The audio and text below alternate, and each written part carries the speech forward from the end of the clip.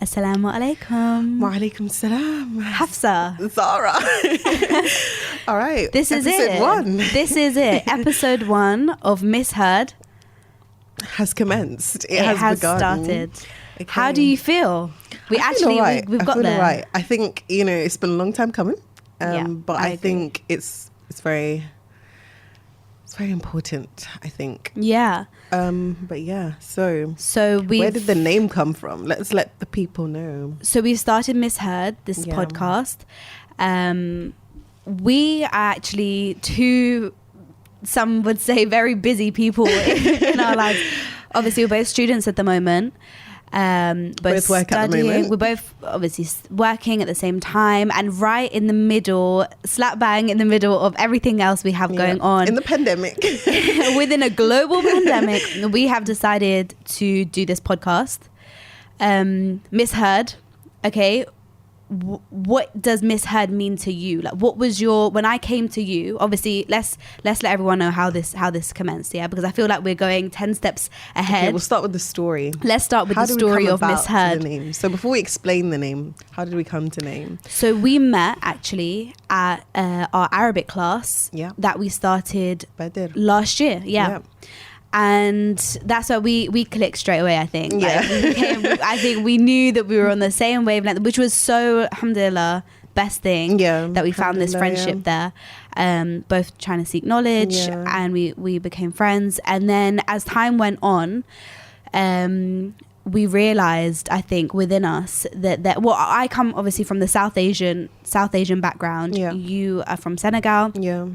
So we're from completely very different backgrounds. But then I think backgrounds. also what is nice is that we kind of connect in the fashion that we both grew up in London. We're both the same age. I think so. There's similarities and there's good differences, which I like. Agreed. So obviously our friendship has been going on for, alhamdulillah, maybe a year and a half now. I'd say a year and a half. In that time, we spent a lot of time together. It feels it feels like it's a lot longer than that, but that's a good thing, right? I think so. It feels like a really long time. We've both experienced kind of similar things, working part-time, studying everything, and then I think we always knew, because you had this vision in your head. I remember the first time I met you, you had this vision where you were like, there needs to be some sort of kind of platform where Muslim women can speak, and I didn't really see that. I think you saw that very early on. I just think that not even necessarily. Look, I think from the beginning, it was just always been like doing a podcast or doing some sort of media channel where a Muslim woman was speaking, or just me wanting to speak, just generally myself. I think that was something that I always wanted to do at some point in my life. And then I think just things fell into place recently and it's been the time to do it. But I think it's just going to be beneficial, even just for us, just to engage and speak to each other and have very deep conversations, but also lighthearted conversations. And then just tap into the minds of some great individuals who are doing some great things and just learn from them ourselves, because we're still quite young. So I think it's quite nice to grow and develop in the space of some very intelligent and very well-spoken, well-mannered, very noble women. So I think that's just going to be nice just for us generally, and also if anybody else wants to listen to it, if anybody else cares, if anyone relates to what we're talking about and wants to learn from it as well, then join the journey, hit the podcast app. But that's the thing that's funny, like you say that, because it is actually a journey, because I think where we're at right now, we're just two regular Muslim girls who are just trying to find our way as well. For sure. And we're just kind of talking about our journey rather than doing it in silence, which I think is quite nice. And so let's talk about kind of Missheard. So I came to you, obviously. I knew already that you were kind of the perfect person to speak about this. Wow, because you were the perfect person, because you already had that vision in your head. And then we wanted to create this platform, this space where Muslim women can really be heard, I guess. For sure. And then we decided to get the name going. So we had, let's not filter this out. What was the ideas that we had? We had a lot of. Let me get my phone out. Let's see what we had. Okay, so we had some terrible ones, guys. Okay, so Unheard was the one that we kind of really loved. I really liked that, and then it was taken, What can I say? Half the good ideas today. Let's be real. It was taken. But I think we didn't want to get disheartened by that. We still wanted the concept of having like the word her in it somewhere, or like she or her or miss. Yeah. Like to have that concept of like a play on the word. Connotation. So that it had multiple meanings. The word itself had multiple meanings and gave a test of like what we wanted to talk about, but also likewise you could see it straight away that it was for women. So we wanted that connotation of female, miss, anything like that. Yeah. And then we also wanted that idea of we are misheard, I think. And I think that's something that we can't overlook, that Muslim, I think a big part of it is that culturally as well, we understand that, you know, women should take the back seat, should not, we don't really have this idea of we should be heard. Yeah. But we forget that maybe Islam actually empowers women so much. And if you know, so much. And I don't think that we actually hear about it enough. Yeah, I think even generally, I think the more that as a person, even individually in myself, the more you actually learn about the deen, the more you learn about Islam, you literally fall in love with it even more. And there's like stories that you'll hear 100 times, but you hear it in a certain context and it just hits different. So that's why I think generally for ourselves, I think we both know that like the super important, wow, my English. Scary. Super important. The super importance of us just seeking knowledge ourselves, because then that way you build your own relationship with Allah subhanahu wa ta'ala, you're building your own relationship with your deen. And so that love that you have for it can't be taken away from you because it's built off of knowledge. So that's why, like, even recently when I went to a Charity Week event and I was just listening about like women from Islamic history just doing such amazing things, and it just like deeping to myself that, you know, this is like ages after they've passed away. This is like over 1,000 years after they've passed away, and yet it's such an honor for us to talk about them in such a noble way, because we're learning so much from them even after how long that they've passed away.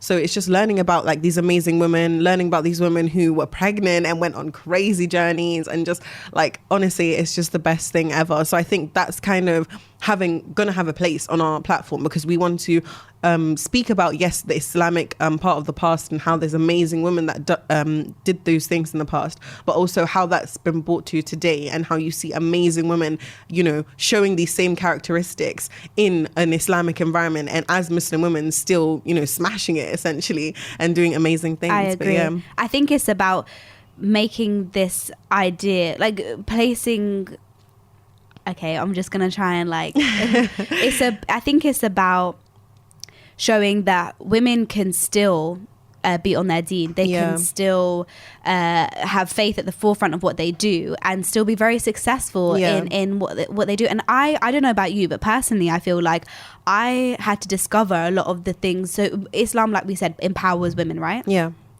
I didn't know so many things until I actually researched myself. And this was only maybe in the last year or so did I actually realize that, wow, women are so empowered, but because of this connotation or that connotation or this, whatever it is, we have formed this illusion that women are suppressed. Yeah. They are oppressed in Islam, that they're this and that, which isn't obviously the case at all. Yeah, for sure. But isn't that crazy, is that you don't realize that until you actually but that is literally why we are told to seek knowledge. Like, as Muslim, we are told you should seek knowledge, because if you don't, like, ignorance is bliss. Do you know what I mean? If you don't know anything about your religion, if you don't know anything about anything, anyone can tell you something and you're forced to believe it because you don't know otherwise. I could literally be like to you, Zara, you're wearing an orange scarf. If you don't know that you're wearing a pink scarf right now, you would have to just believe that because you can't see what I'm talking about. But if you seek your own knowledge, then nobody can really come for you because you already know what you're talking about. You know about, you know, what your rights are. You know about what the truth is. And so nobody can alter your truth if it's based on knowledge. And so that's why you have to seek the knowledge. You have to learn about your deen. You have to learn about even when it comes to cultures, everything, you have to learn about yourself and who you are and how you came to be and everything that identifies you. Why do you have that identification? Like, even when it comes to hijab, a lot of people, you know, including myself, like, let me speak first and foremost, there's a lot I need to learn about hijab. But I think the more I started learning about it and the reason why I'm wearing it, just you care more about it, and you know, you have that intention behind it when you're putting it on. You know your reasons behind doing it, and so it empowers you more because you're doing something for a reason. If you do anything without a reason, a rhyme or a reason, you don't really have that connection with it. It could be anything that you're doing. You know, sometimes if a teacher's telling you to do something, like we all know when it comes to exams, you know, your teacher might be like, do past papers. But if you don't know your reason why you're doing them, you might just be like, oh yeah, whatever, all the teachers say that. But if you learn the reason why you're doing something, or the reason why you should do something, you're much more inclined to do it and do it well. So that's why I feel like it's really important for us to do so. Yeah. So that's obviously why we thought of Missheard, right? Yeah. So that is everything you just said is basically the reason. Yeah. So the reasons behind why we wanted Missheard to exist. Yeah. So yeah, we had a bunch of names. We came up with Missheard with the fact that it said it had all the connotations around it. The look. We had the look going, and now here we are, our first ever episode. Yep. So Hafsa, obviously, I know you. I know you. I know well. You too. I'd like to think I know you quite well. Yeah. But so right now, let's just talk a little bit about you, who Hafsa is. Hafsa, you're studying at the moment. Yeah. You have your part-time job. You've got a lot going on. I mean, if anyone, I think that knows you personally, I think that's something that both of us like have in similarities, because both of us like have that hectic schedule where like, yeah, I can slow you in for like 2 hours in between like 11 and 1. We're very ambitious with our schedules. We think with our timetables. I think we both have the superwoman effect. Right. Yeah. I think we both think that we can do it all, which is until we hit the burnout. But yeah, until we hit the burnout. However, let's talk about kind of what you're doing right now in your life. You're studying, you're working. A lot. I think you should tell me about you, Zara. Really? Yeah. I think let's start with you. I think tell us what you're doing. What is Hafsa doing right now, and why in the midst of everything that you're doing, did you think it was important to then just be like, agree to my proposal of Hafsa? Let's do the podcast. Let's do the podcast. Yeah. And maybe talk about how while you're doing everything, so while you're studying and while you're working, when did you have a moment of realization that there needs to be something like this? So let's backtrack because you're asking so many things right now. But so when it comes to just tell me everything. When it comes to what I'm doing with my life, like she said, I'm a student. I work. I don't work full time. I work part time. I have a couple things that I want to get. Like I have my own visions. I have my own things that I want to get done in the future. So I have my schedule busy with things for the future and things busy now. I would say, like she said, we both have quite hectic schedules. So when it came to doing the podcast, I think it was when you approached me, I was like, okay, this just is crazy, because at the time I was looking to do a podcast already. You know, it was like things fell into place perfectly. It was like, you know, it was like a sign of Allah, like telling us we should do this. And then after I prayed Istikhara, it just felt like everything was so easy. Like it just seemed like, I'm waffling so much, but it's hard to explain a feeling. But essentially it was like a feeling that I was like, this is the right time to do this, because something I've wanted to do for so long. But this was the time when they fell into place perfectly. So I think that's where like the want came from, because it's something that I've wanted to do, I've thought was necessary. And I think it's something that I would enjoy. I think it's so, like, when you speak to people and see people who have just been so successful in every walk of life, you'll always observe and see the fact that they have spoken to people from different areas. They've engaged in different cultures. So I think having that platform where I can speak to somebody, just have a conversation with somebody who's a great mum, have a conversation with somebody who's a great student, have a great conversation with somebody who's a great businesswoman, and just learn from all of those things, and then take those attributes and take those lessons and implement them in my own life. Then you have that knowledge of 3 people into one person, and likewise into everybody who's listening to this now. So I think that's where I came of like, this is important, just personally for me and for anyone else who wants to listen to it.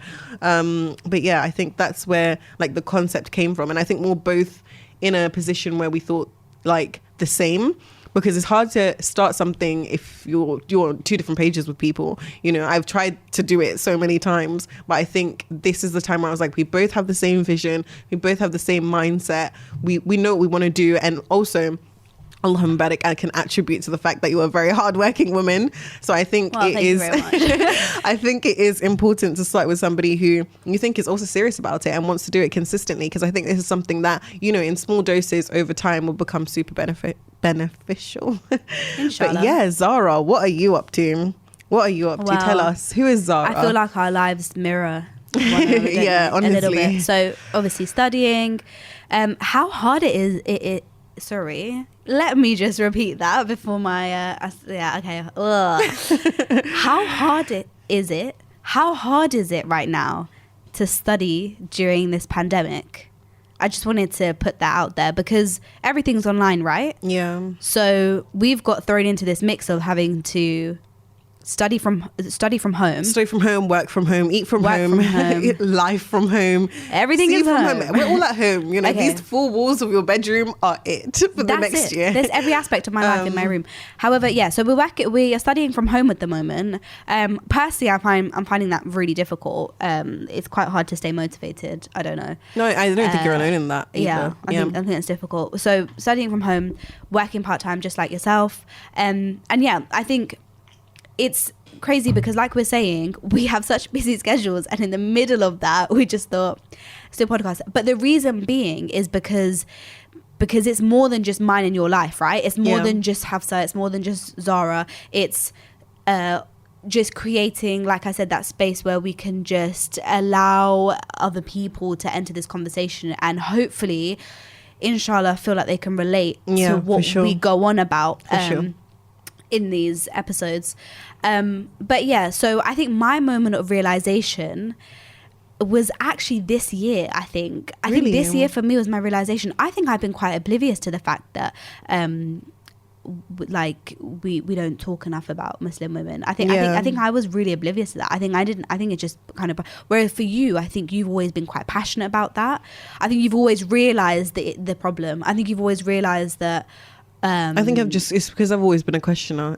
You know those annoying kids that when they're younger ask 101 questions, like why? Yeah. Why? So I think whereas I feel like I'm just a bit more okay, like, you know, is what it is kind of thing. But now I think I'm becoming more of a questioner. Yeah, because I think it's important to question things if they don't make sense to you. So I think when I came to the question and I was like, why is it that, you know, you don't really, you know, you'll meet somebody who's doing something amazing and you don't really know they're doing it until you meet that person. Why is it that that's not happening? Why is it that I'm not hearing, you know, voices of Muslim women anywhere, like in any space? Obviously now it's improving more and more as we go along. But I think when I was younger, I was just like, you know, it's very male dominated. We live in a very male dominated world, even when it comes to not necessarily Muslims, but just in general.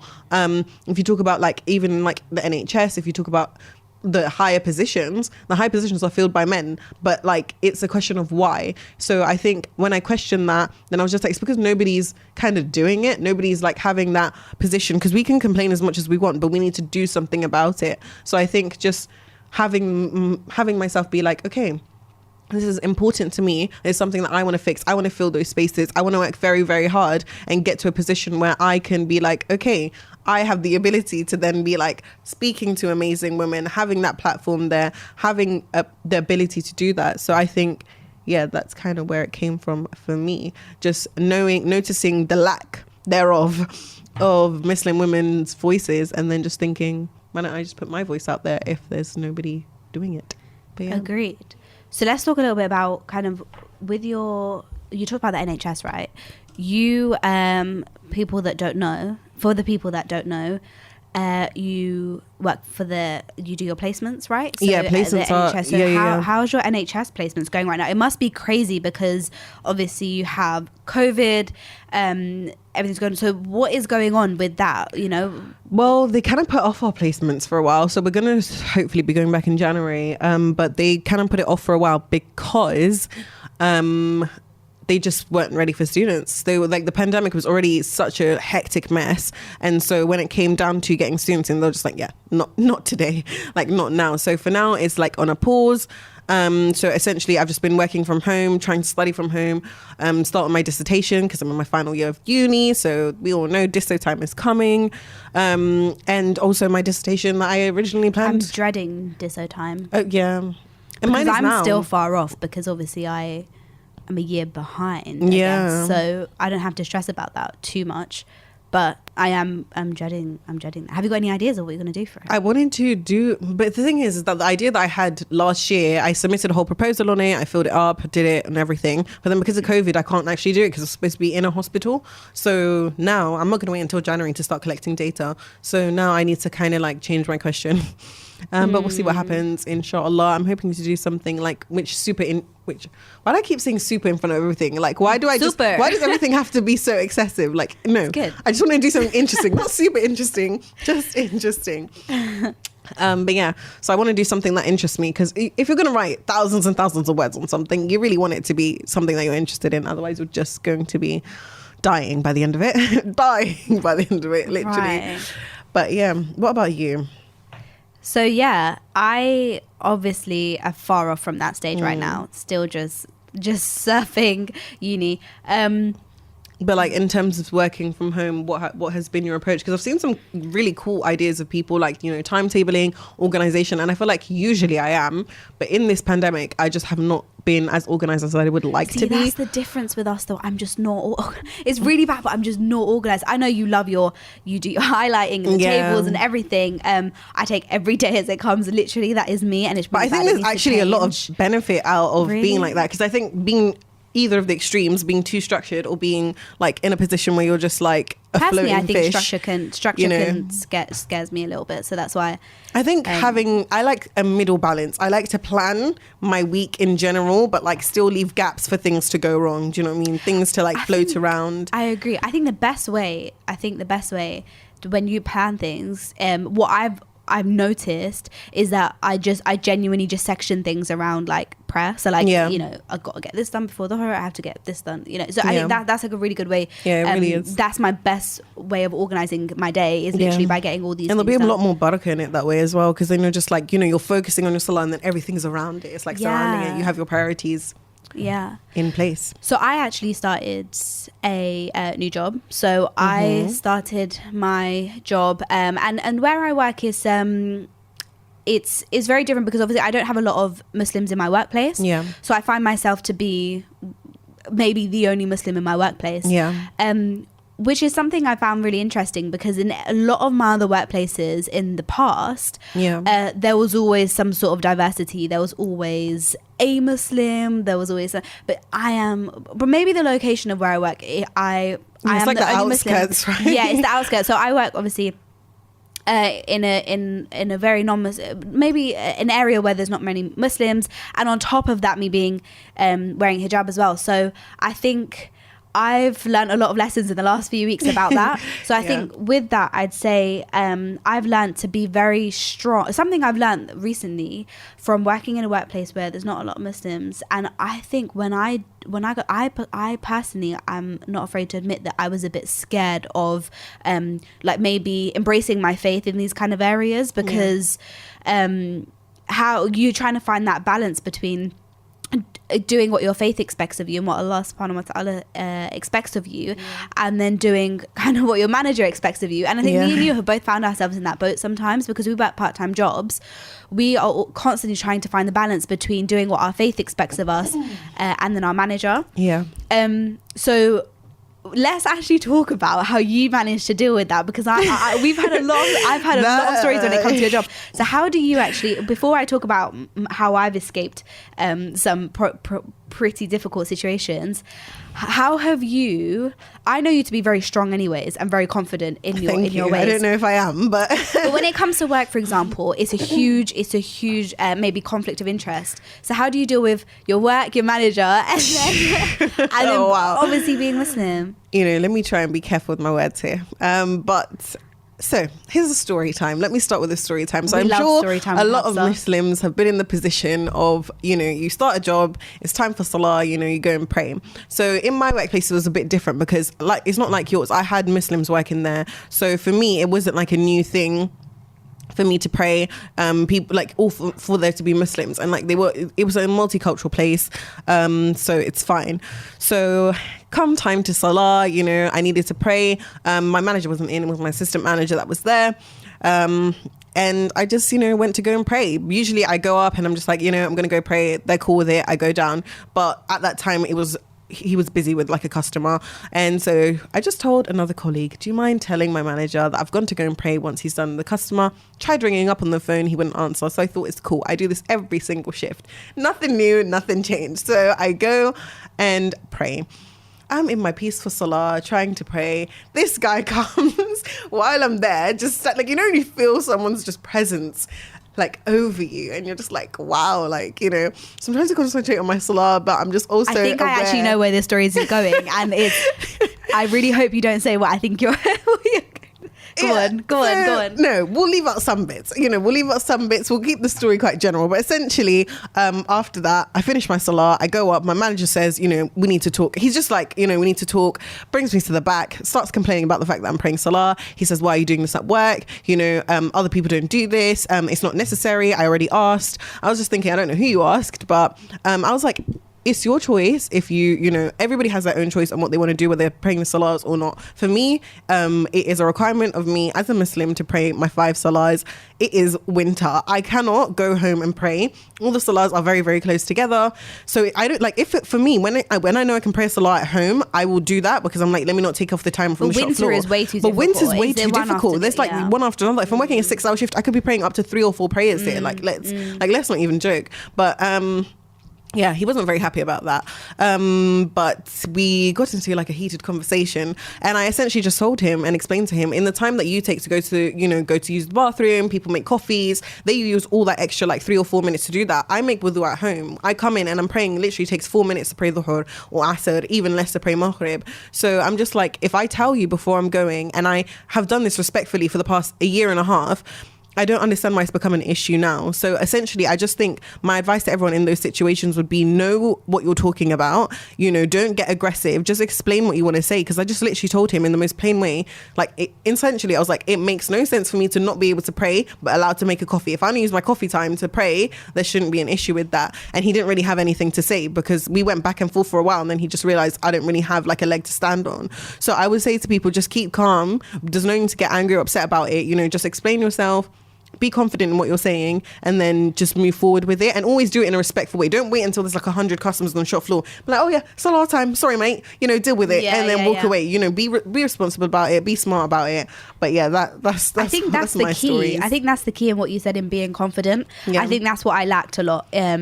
Maybe I wasn't confident in myself, and now I think that's really important. You have to be confident, and you have to be strong in that, and also respectful. Because when you become disrespectful, that's a problem with yourself. Don't make it an issue. Don't be like defiant with it and like, I must pray. You better deal with it. You know. But I think with that's the same point with now with the workplace I'm at. I think making everyone aware from day one that in this time I have to go pray. And I think in that time, I don't know if anyone's going through any interview stages or any jobs at the moment. I can assume during this time getting jobs is really difficult. So if any of you guys are going through like an interview stage or just about to get a new job, then I'd say the first thing is that in the interview, when they ask you, is there anything that you want to say to me? That's always a question they pose, don't they? They always say, have you got any questions for us? Just be like, I don't have any questions, but just so that everyone is aware that I have this time out, that I'd just like to take a few minutes out during my day to pray. And mostly they should be fine with it. And I think, again, if they do raise a concern, like you said, be respectful about it. But I'm not even gonna lie, for me, make it a point. Make it, that's something you don't want to budge on. So I think even the idea when you pose a question to someone, is it okay for me to just go and pray? They have the option to then say, actually no. Whereas if you say, I'm gonna go and pray, if you don't open that floor up for them to say anything, and also making it clear that and maybe because obviously they have their requirements of you during the day to get your tasks done, and that's okay. I think always I make do your job well. Always do your job well. And it helps you in the long run as well. So I always make sure that I get X, Y, and Z tasks done before then I go off to pray. Obviously, without getting it late or anything. So and that's really interesting that you say that, because some people might genuinely not feel confident enough to say that and stand up for themselves and be like, well, this is what I believe, and things like that. So always keep it respectful. Always make sure you're doing your job well, and make that time for your salah where you can. And another thing I realized is that I went into work with this idea of thinking that people would treat me a little bit differently, because obviously I'm visibly Muslim. Obviously we forget that you can be as soon as you wear the hijab, you are putting yourself out there. You are saying, I'm Muslim, you know. I think that's really interesting because it also has a lot of like stereotypes and connotations associated with just physically just wearing the hijab. 100%. Have you ever realized that maybe people are more curious? Have you ever got that, like people ask a lot of questions, or do you think maybe they refrain from doing so? Because I got from my workplace, I get a lot of people asking a lot of questions. But that's good, I guess. At least it's good. It's better than assuming everything of me, or like having negative stereotypes, which you just, you know, you're just like, okay, that's what Zara is. She's this, she's that. I was at work the other day and I was writing up a blog post. The blog post, it was really funny. I had a bit of free time in my work. I got my laptop open. I started writing this blog post, and it was really funny. So the title literally said, it was something I hadn't edited the title. It was really funny. So it was like how to be Muslim at work, or like how and I didn't realize, but I looked behind me and there was like a colleague of mine just watching over my shoulder looking at, and I think maybe she got a bit taken aback that I was at work. That's so funny. I was at work. How to be Muslim at work, and you know, just ignore everyone around you and just, you know, these people that are always putting me down. But imagine, I was at work writing about how to be not like I didn't do it together, like it just took you that long. I did, and then I had to then explain to her, I'm not saying anything bad about you. I'm not saying anything bad about you. I'm just writing about for other Muslim girls. And I realized that she laughed about it. Obviously she laughed. She goes, oh no, it's fine. Yeah. And then she goes, okay, so what does it mean to be, what is different? Like, why does this post even need to exist? And that's what I found really nice, because then we ended up getting into a really nice conversation about how things can be different for us. And she was, you know, saying, I never even realized that was a thing, you know. And when I say to her, you know, some workplaces, I said to her, you know, some workplaces actually kind of make it difficult for their employees to go and pray or take time out to do that. And she was shocked.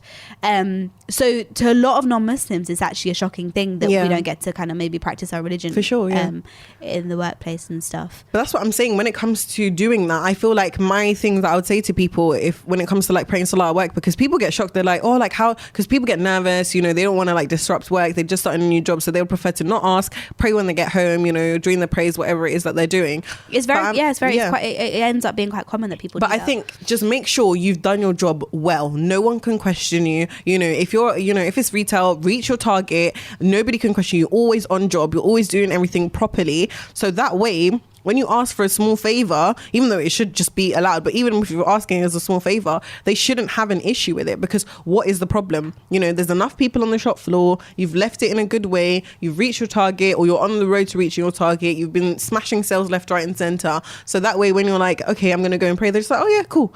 Whereas if you are a type of person who's always late, you never reach your target, you're not doing your job properly, I think they use that like, as something. They'll just be like, oh, like, you know, look at these, you know, it's sad. It's sad, but they all associate everything is as you are that group of people. So if, for example, if a random person will not do their job well, it will just be like, oh, that guy's really bad at his job.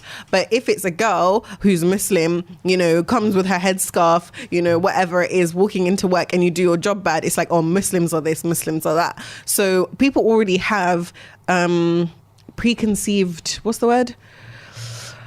ideas, let's say, about who you are and what you're supposed to be like and what your character's supposed to be like. So I feel like prove them wrong. Show them that you're just a person who's doing your job well. You're just a person who's doing your job well. But you're following obviously what our religion actually teaches. So it's not even about proving them wrong. It's proving them what Islam is actually about. Because they find it interesting, the fact that you take your prayer seriously, and like if you do it like consistently, they're interested about it. Yeah. And also we are obviously taught to be respectful in Islam anyways, to be kind, to be kind of what's the word, kind of conscious of other people, considerate of other people. So I think in that regard it's fine. And just keeping it really respectful throughout, like making sure that you're not, it is sad that we have to go through this. I think I've definitely been in a lot of situations where I've felt like it's been made really, like my salah maybe is a burden for others. More in previous work. In workplace, it's a bit of a burden. But stand your ground. Stand your ground, and you know, be like, this is what I need to do. I need to fulfill this. For sure. So yeah. So we are also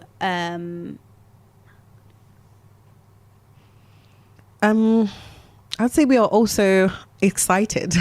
We are also excited about the future and what we're going to hold. So when it comes to the future of our podcast and what we kind of want it to be like. Essentially, we wanted it to be something where we bring on different people who have excelled as Muslim women within their own spaces, and then we will have conversations with them that you guys would be interested in. So if there's anybody that you guys want us to speak to, you think would be beneficial, let us know.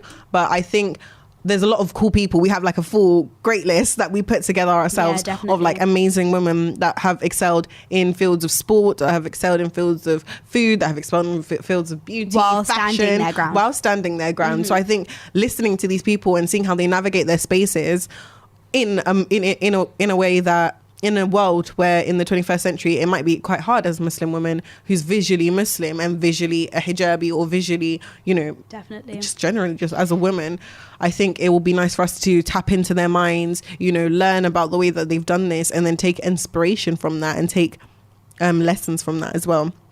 But yeah, for sure, I'm really quite excited for that personally. Definitely. Just for myself. So Hafsa, yeah, what is your week looking like this week? We are on Thursday. We're almost at the end of the week. We're on Thursday now. Yeah. Okay.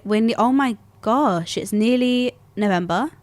Yeah, I know, it's actually crazy. Do you not feel like the year has been taken away from us? No, in some ways, but I think I found so much benefit, also like her, but also benefit within this time, because I think the way the pandemic has shifted, I've learned a lot about myself. I've learned a lot about where my interests lie, things that I do in my spare time, how useful my spare time is. So I think having this pandemic has been a blessing in disguise, because even though it has been, obviously a lot of people have lost their lives, it has been very crazy, you've had a complete shift in dynamic in the way that our world works, I think it's proved to a lot of us how to survive in difficult times, ways to be adaptable, ways to change, and making sure that you're that resilient person that can bounce back in difficulty, because there probably won't be a greater difficulty in terms of business and in terms of lifestyle than this pandemic.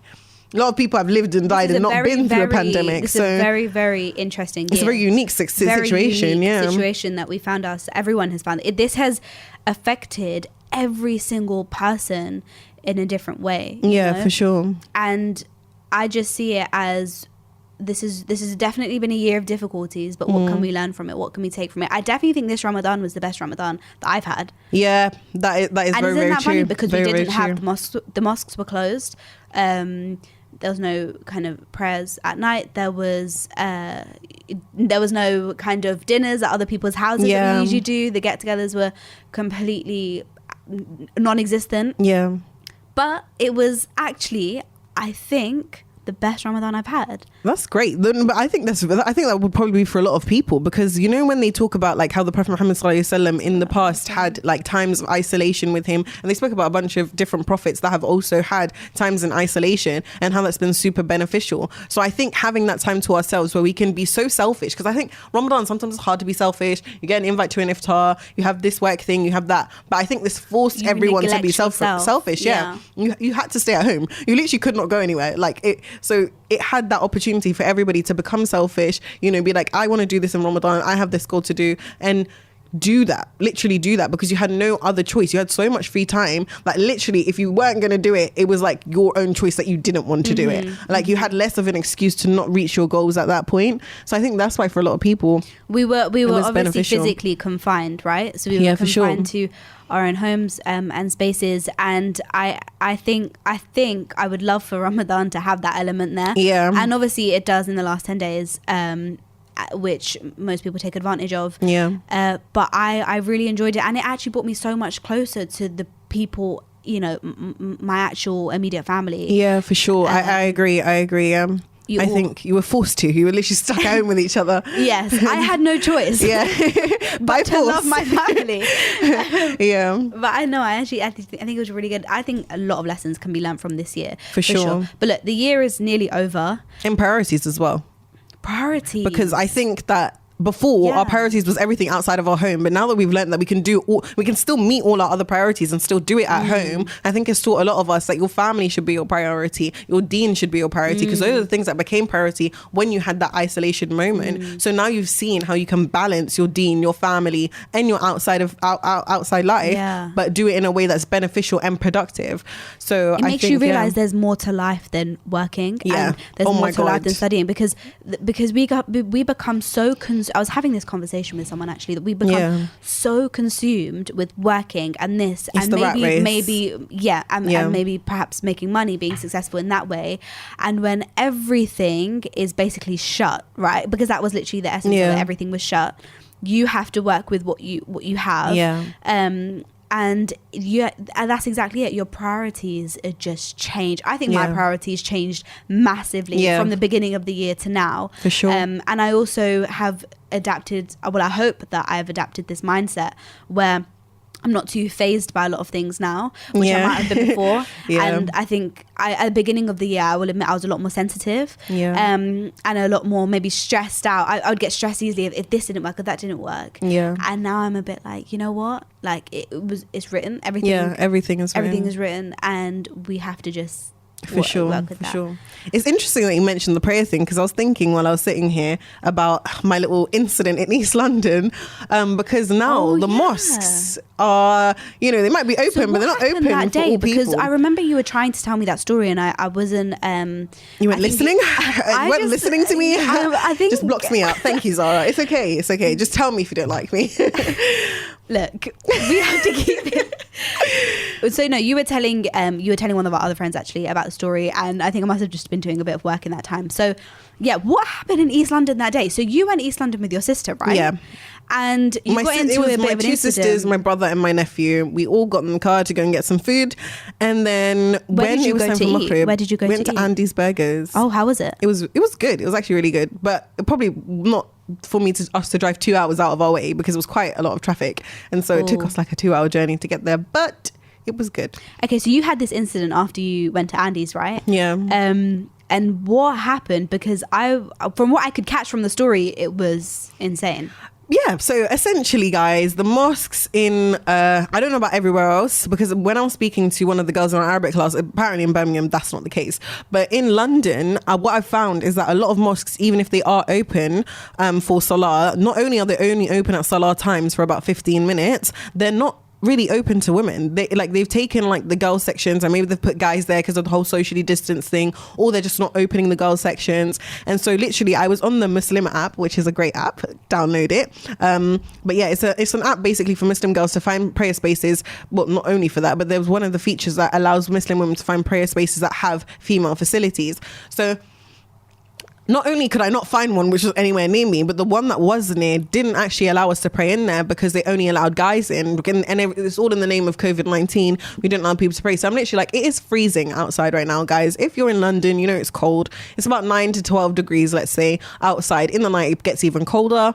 And I had to this was Maghrib time, right? Maghrib time. Okay, it's dark outside. It's cold. And I had to take out my Fosis prayer mat, which is thinner than a sheet of umbrella, and pray on the cold ground, because apparently ladies are not allowed in the masjid.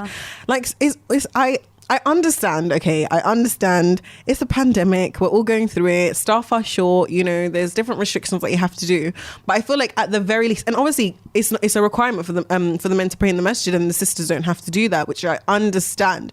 Before people tell me, all these other reasons, I get it, I understand it, but they have to also take into account the fact that people are traveling from areas that are not within their reach. So they're not near their houses. They've gone to work. They've gone to get food. You're out and about. Yeah, you're out and about. You kind of assume the place you that need to pray, like you need to pray somewhere. So I would get it if they want to shorten off the section, even if you just had a prayer space for one woman to pray at a time. That would be something. So they had no women's area. I don't know if they have a women area and they just closed it off, or they're not allowing women to pray there. Okay. But essentially it's not a thing, and it's just very, very frustrating, because like for me now, when I'm playing with my friends, like my friends are like, oh yeah, let's meet for this time, we'll just find somewhere to pray. And I'm like, guys, please, it's raining, we just need to decide to go. We'll pray at home, we'll leave, and we'll try and rush home to pray outside before we get back.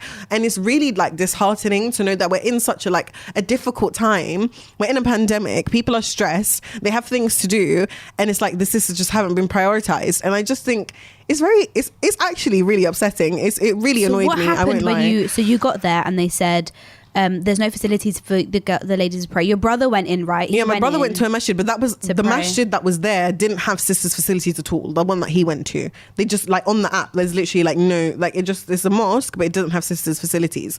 Like, so it's just, even the mosque near my house only recently got sisters facilities, and it's not even always open. So I just think, I understand, prioritize the men because they have to pray in the masjid, but I also think just have a small space for sisters who are traveling to be able to complete their compulsory salahs in an environment that isn't on the street, especially in a climate where, Islamophobia is rising, people are having acid attacks left, right and center. Like, we're with a child, there's 3 girls, and you're telling us to basically pray. That's your problem. Like, go and pray, find someone else to pray. So I think it was really disheartening. I'm not gonna lie. Like, I just thought, like, is this like the new normal? Are they just like, how long this pandemic could last years? Are we just not gonna be allowed to pray anywhere for years? Are we just gonna have to get used to praying on the road? I think now we have to take more kind of initiative when we're out, which obviously you're saying is like, I take my prayer mat with me because I know that this situation is not isolated. Where did you end up praying? Where did you go? On the road.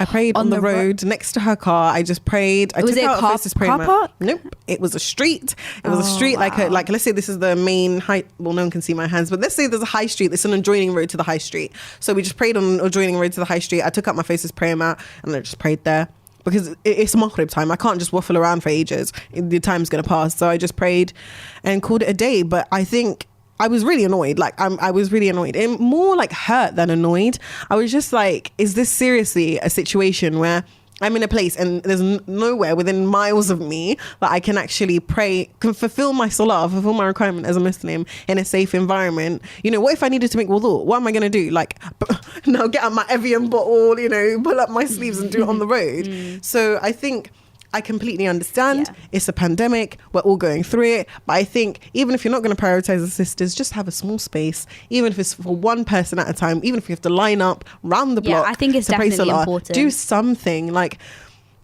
you wouldn't want your daughters or your mum or anyone to be on a street not in safety because we're in the middle of the road. Anything can happen to us. There's rising Islamophobia. You hear attack after attack going through your WhatsApp messages. But like, I just thought it was really harsh, to say the least. I thought it was really harsh and not very fair to allow people to pray on the street in a non-safe environment. Very cold as well. But yeah, hopefully that will improve, inshallah. If anybody's listening and knows anybody who owns a masjid, please just advise them to make a small space for us. Just a small, just a little space. Just a little. Even just a handkerchief. Just anything. Just a side. Just a side. A hallway, any sort of facility would be great. A corner. Really appreciated, please. A corner could be fine. But when I'm out and about, I was in Westfield. Yeah. And I had to get a few things. Well, my mum actually had an operation, so I went to buy her a present. Yeah. But when she comes out, and I realized that there was actually nowhere to pray. But I guess they obviously closed the prayer room because in Westfield, COVID reasons. Yeah. And then, but also I found it. Have you ever been in that situation where you go and you pray in a changing room, or you pray in like a space? I've never prayed in a changing room, but yeah, usually I've heard a lot of people say that they've prayed in a changing room. Changing rooms are usually places that people go. The only issue is that they always kind of have like really loud music, so you have to maybe find like a really quiet shop. Yeah. But yeah, since the prayer rooms have closed there, it's kind of made it difficult because now even the changing rooms, they don't allow and like you're saying, changing. it's winter, right? So it's one after the other, so it's not even like you can maybe go somewhere. And in London it rains all the time. Now at least alhamdulillah on that day it had rained previous, but the floor was slightly dry. But imagine if there's pouring rain like how it was when I was coming in today, bro. Like how can somebody pray on a pouring rain floor? And like it's a compulsory salah, do you know what I mean? It's not like, it's just like, we need to fix this. This is an issue. It needs to be addressed. And hopefully, inshallah, because this pandemic's not looking like it's going anywhere. We can't just have people. Yeah, when do you actually think this is going to end? Let's talk about that. Years. I'm not going to lie. I think this is going to last quite a few years for them to get rid of completely. Vaccines take a very, very long time to perfect and, be safe. And you know, it's looking like they're doing some trial and error stuff at the moment, and I'm not sure how interested I am in a trial and error. It's going to be that we have to find. It's going to be that we're going to have to find ways to actually just adapt to this. So that we, sure. you know, this isn't probably. It's so harsh on businesses, bro. It is really harsh on businesses, and I also think it's really hard. Obviously, at the beginning of the year, can you imagine the amount of small businesses that were trying to start up? Yeah, and it obviously didn't go through, but support your local businesses, support local small businesses. I've realized this year, another thing I've learned this year, and most probably through you, because you're a big advocate of this, is supporting small businesses. The thing, I'm trying to get better at it. It's not even like, it's something that I'm so passionate about, but I'm such a consumerist, whatever. Basically, anyway, I just buy whatever. Like, you can literally make me buy whatever, and I buy off of Amazon. I online shop loads. I don't really, you know, do the small Amazon thing. spending this year was.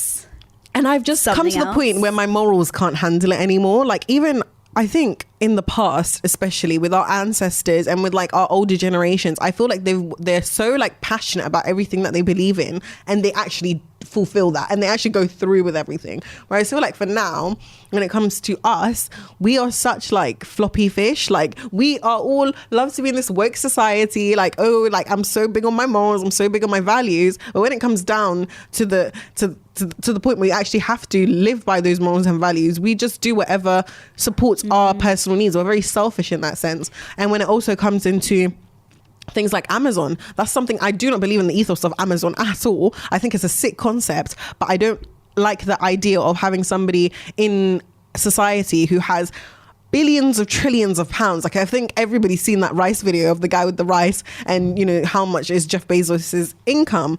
So we all believe that it's wrong that somebody holds so much wealth of society, and then on a complete other part of the spectrum, there's people in Yemen who are starving and don't know where their next meal is going to come from. So, but where we are giving him this money, if we were not consumers who all bought from Amazon and just did the quick, you know, I can get this by 10 p.m. today thing, he wouldn't have this income. But we are the ones that are funding these things that we don't believe in. So I think the dollar speaks, the pound speaks. That is what I think makes... we need to look, we have to kind of maybe self-reflect. But I think with small businesses, I'm becoming much more conscious of, for example, where if me and you are out and we want a coffee or a drink or something like that, and we now realize that, okay, small businesses maybe need the money a little bit more. Yeah, for sure. And I've also become a little bit more conscious. I mean, don't get me wrong. Even Muslim businesses. I love, like, maybe your Starbucks.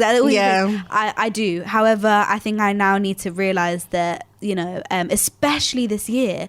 Yeah, in such a hard time for businesses. And I think you actually end up discovering some really cool things, because sometimes when it's like a small business and they put so much passion and love into it, the products can be amazing, but it's just like maybe they don't have the finances to make the platform so great or put in their media and marketing that big. So I think having that for us, I think we can then support them in that sense, that it's like word of mouth, like, oh, Zara, you know, I tried this really cool hot chocolate, it's really, really nice, got it from the shop. Then you go, then you tell your sisters, and then your sisters tell their friends, and then that way you're supporting that business in a way that they will become so beneficial to them, and you found something which is actually beneficial to you. So you're getting your hot chocolate that you want and it tastes amazing, and they're getting the business that they need to get them through this pandemic. So I think it's nice that we're going to be supporting people that are, you know, trying need it. to just and the thing is, these people that run small businesses put so much passion into what they do. For sure. It's so beautiful to see.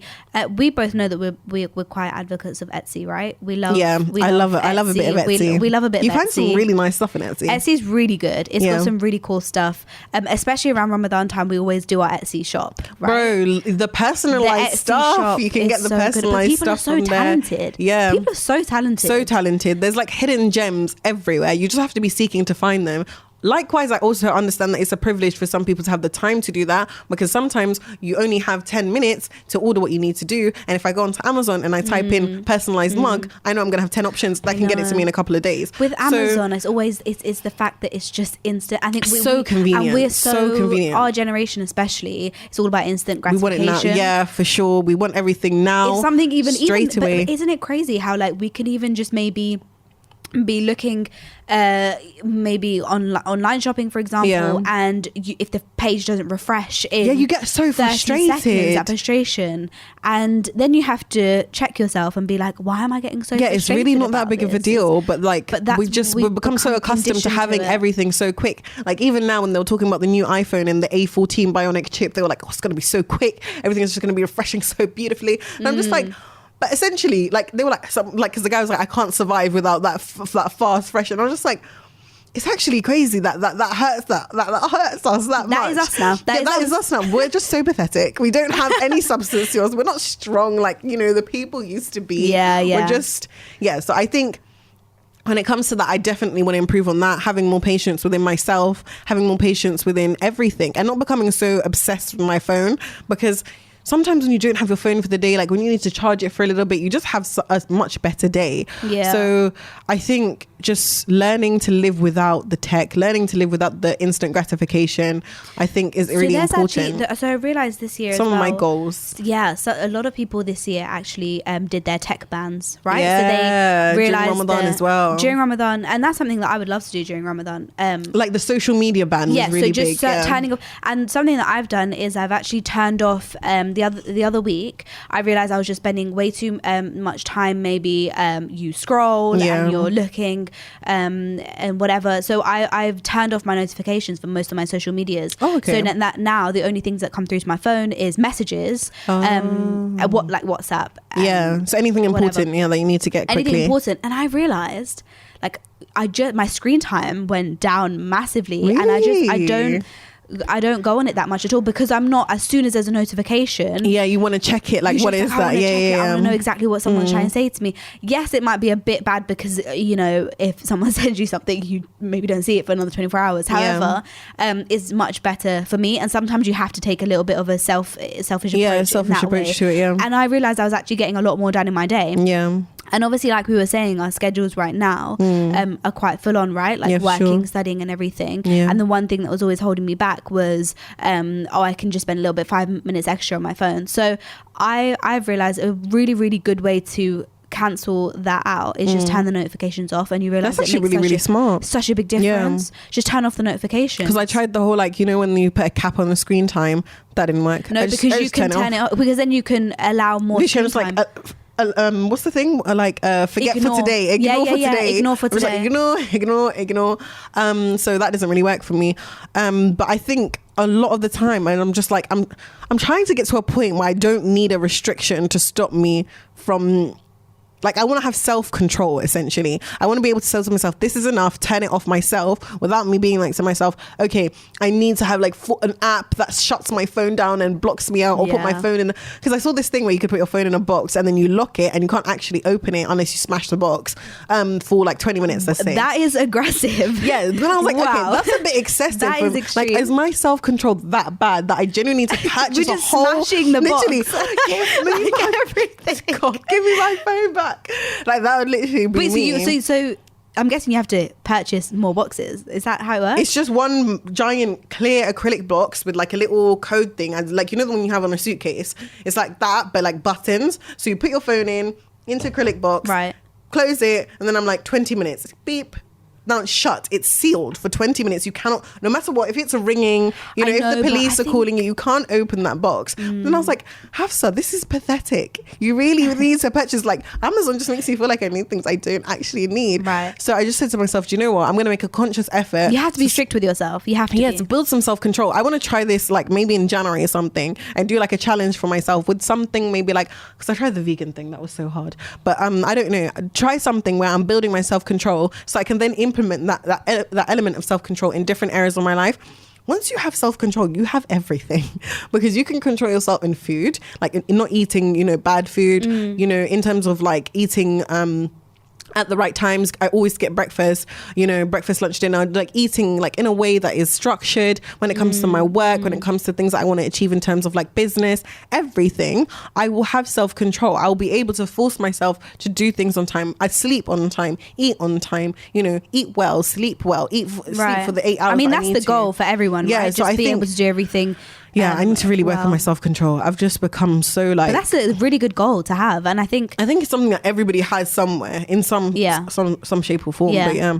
I think being able to sleep at the right times is so effective. Yeah, for sure. Right now, especially, I realize that as soon as it gets dark. What is it now? 4:50. Yeah, just before that. Yeah, that's when I actually start feeling tired. Yeah, when that's really bad. True. That is so bad. I get tired. It's like because it's dark. Human nature. That when it comes dark, we literally feel like we need to sleep. I agree. I think I need to work on just self-control. I agree with you that 100%. But yeah, turning off the notifications is a good thing.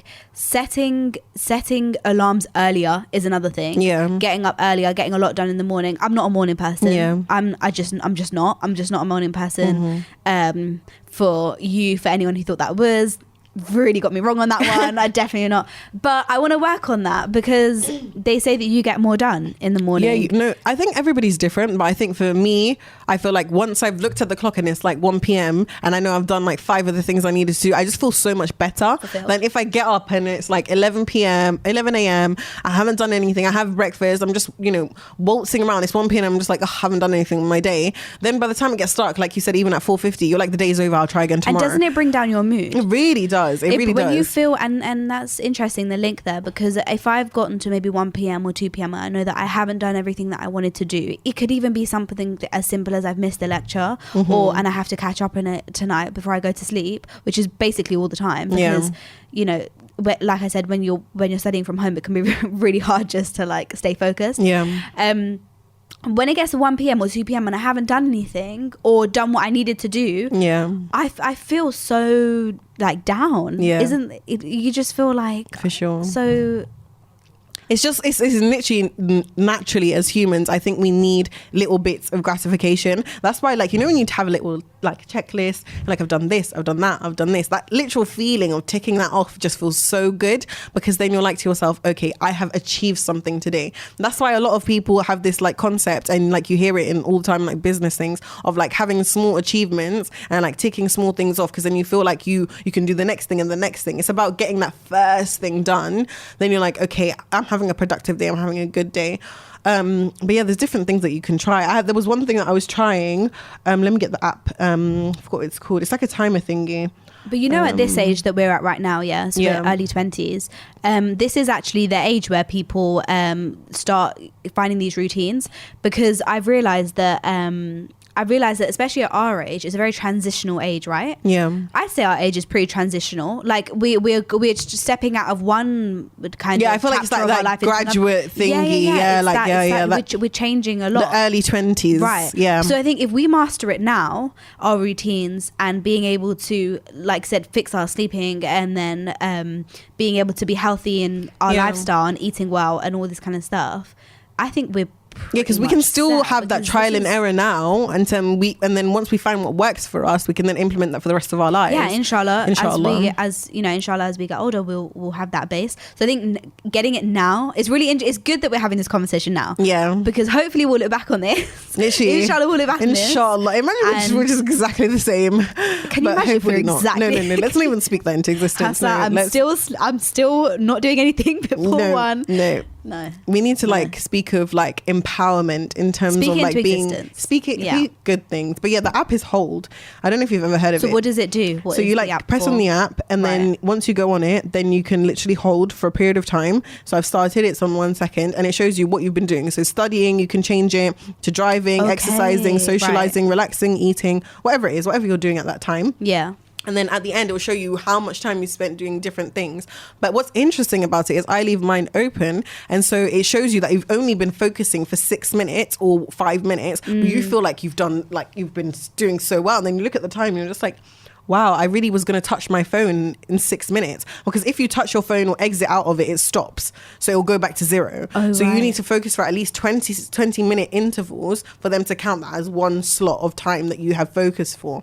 So it's just really interesting because it teaches me about how often I touch my phone. Because when I have my thing open and it says 6 minutes, that would have been a time I would have touched my phone without realizing it's only been 6 minutes. And then I get sidetracked on Instagram or whatever it is for a long period of time. Agreed. So I think something that's really a good hack is also to just what do they say, to not go on your phone for the like 45 minutes or an hour before you sleep or something. So because like obviously sleep, the screen time. What is it called again? Sleep. Oh my god, just continue. I'm gonna find out what it's called. I think so. Then you have to sleep hygiene. Yeah, sleep hygiene, so you have to then substitute it for something else. So maybe, I don't know, maybe like reading Quran. Yeah. Or so you can read Quran. You can maybe listen to something before you sleep. It's just something. Plan your day for tomorrow. Yeah, something that doesn't involve you like maybe just scrolling or searching or being, because that your brain starts my sleep hygiene is really bad. It's really bad. Your brain is really alert, and that's something that I've realized, that every time I do be on my phone before I sleep, my sleep is really bad. And then when I'm calming myself down, reading a page of Quran or doing something like that my sleep is so much better. Yeah, it's very, very true, because then because sometimes when you open your phone or like you're doing something, like there's 100 things that pop into your mind before you sleep, and then you sleep worried or anxious or thinking about something. It's just not very nice. So I think it's really nice to have that like moment where you're just like in bliss, and you're calming yourself, you've done everything you need to do, you're going to sleep in like a good mindset, 100%. Rather than sleeping worried or anxious. Sleeping in a good mindset is so important. Yeah, for sure. It's so important. It's like when you're extremely tired and you don't have the energy to actually go on your phone, and then you knock out, you have like one of the best sleeps ever, because like your body's having a really good recharge, and you're not spending time doing like excessive things that you don't really need to be doing. I think after this episode I'm gonna just cancel all my notifications. Wow. I think I am just phone. You've been inspired. I've been inspired. But yeah, I think let's wrap up this first episode. Yeah, for sure. I don't know how long it's been. I think we did a good hour. Is there a timer? I think we did a good hour. Yeah. I hope once we cut things. Yeah. Perhaps. I'm really excited for where this is going, where it will go, inshallah. And just being able to, I've realized how easy it is definitely to talk to you as well. And it's great. Obviously you're such a close friend of mine. I've been friends with so well, but we've never actually sat down maybe at a table and spoken for this long. Yeah, probably not actually, which is very, very weird. Why? Isn't that strange? We just don't get time, do we? We don't get time to maybe sit and like, we might eat and talk or whatever, but I don't think it's ever been like a literal just speaking. Just us. I think no other really distractions. Nice. But yeah, so I'm really excited for everything to come from Missheard. Same. And I also hope that people can just take from this, relate. Literally, I hope this first episode wasn't all waffle and you guys actually benefited from it. But yeah, thank you for tuning in, guys. We appreciate it, and there's more to come. So subscribe to our podcast, and we hope you will be excited. We hope you love this, episodes. and we hope you actually relate to it, inspired, and let us know if you've been inspired by it. Hafsa, it's always a pleasure to talk to you. Always a pleasure, Sarah. Always a pleasure to see you, to speak to you. And that is our first episode of Missheard. Assalamu alaikum. Wa alaikum salam.